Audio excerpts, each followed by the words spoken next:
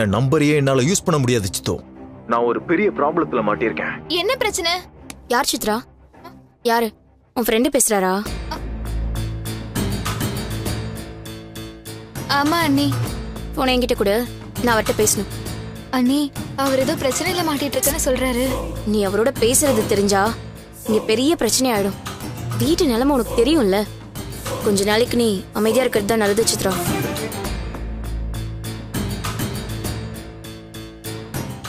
எல்லாம் சரியாயிடும் சித்ரா, அதுக்கப்புறம் பாத்துக்கலாம். நான் ஏகே கிட்ட பக்குவமா பேசிக்கிறேன். நீ உள்ள போ, போன கொடு. இல்ல அண்ணி. அண்ணி சொன்னா கேட்க மாட்டியா? போன கொடு, நீ போ போ போ போ.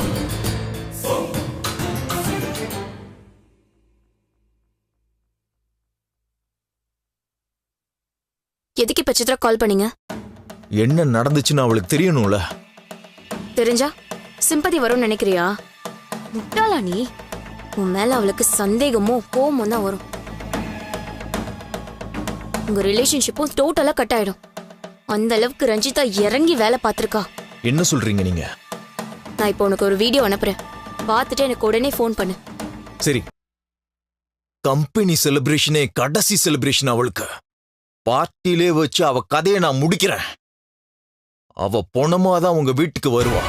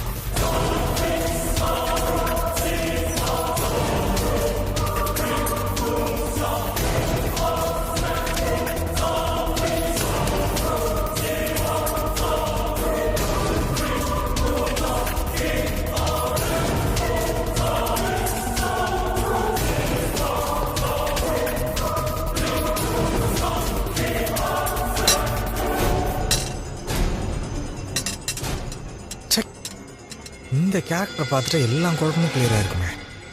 இன்னைக்குன்னு பார்த்து இவ எங்கே போய் தொலைஞ்சான்னு தெரியலையே. எஸ், ரஞ்சிதா. இவ வீட்டில் வேற யாராவது இருந்திருந்தா கூட நம்ம விசாரிச்சிருந்துருக்கலாம். வீடும் பூட்டிருக்கு. அவளும் எங்கே போயிருக்கா, எப்போ வருவான்னு ஒன்றும் தெரியல. இங்கேயே வெயிட் பண்ணி பாவமா இல்லை?